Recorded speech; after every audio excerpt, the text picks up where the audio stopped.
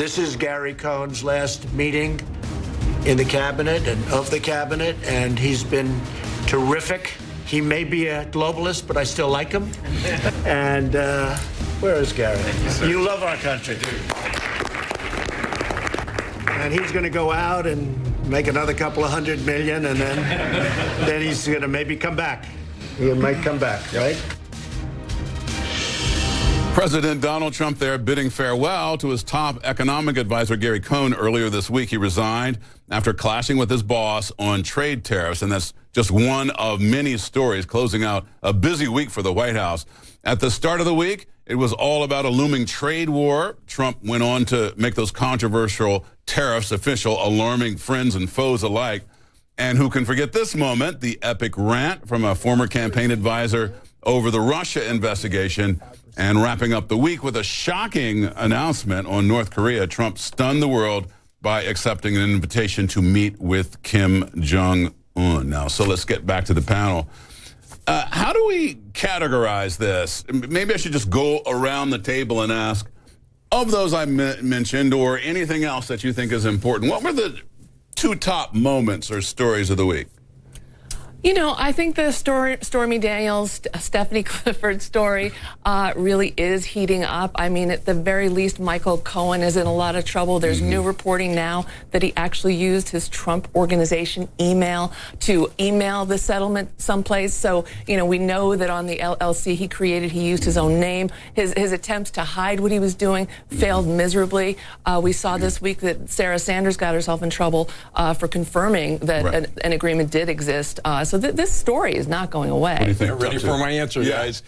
I really believe that they're irrelevant. The American people are concerned about their quality of life. You mean the Stephanie Clifford story? The whole works. You know, Sam Nunberg, and by the way, I give... Well, even Russia. But you still the tariff story or Cohn, well, which story one? is part of quality of life, okay? But the top story, North Korea? Oh, top story. This is big. This is big because this is about peace in the future for our children, our grandchildren. This is big. But all these other stories are nice sideshows, but people are concerned about their quality of life, their taxes, their jobs, and the president is doing magnificent. What do you think, meaningless? Stephanie Clifford, Stormy Daniels, a meaningless story? No, not meaningless. I mean, not meaningless because, like much with President Trump, we don't ultimately know where it goes and where it ends up. And because there's a potential of legal issues. There's a potential of legal issues. You know, the shocking thing, I think, for a lot of us who, you know, went through and covered the Lewinsky scandal with President Clinton is just, you just wonder what the bottom is here. I mean, honestly, like, sort of how bad can things get and how dirty can things get,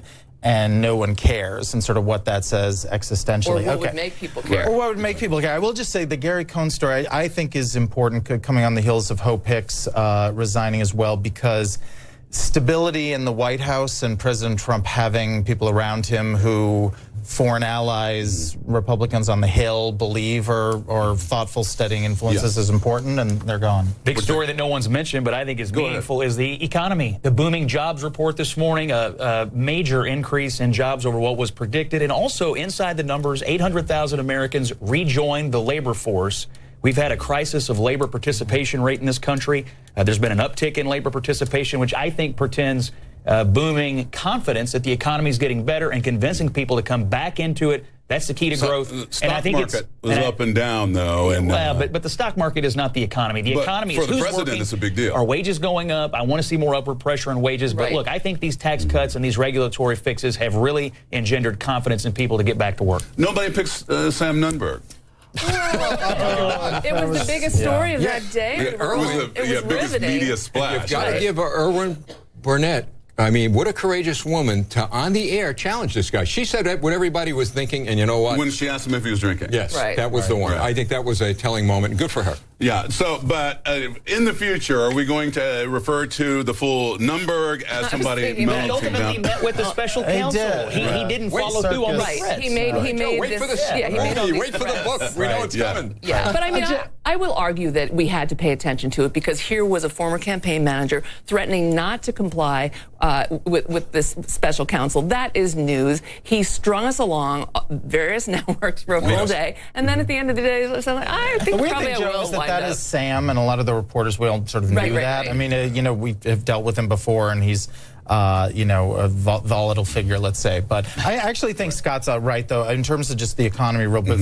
Just with the midterm elections right now, and in states where Republicans you might be in some danger, the thought of a Democratic wave coming out. The economy and these numbers, are just sort of good news. Jobs in PA. Yeah, moving very well. But as I mentioned, the president always used the stock market as a gauge of the success of his administration. It was down, but the bigger picture is that the economy is percolating along. It wouldn't take much for him just to talk about jobs. You bet. It's easy. That's the Switch thing. the storyline. This is my metric.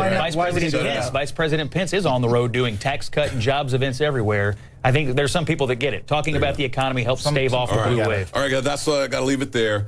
Thanks, everybody, for joining us. Have a good weekend. This is day 414.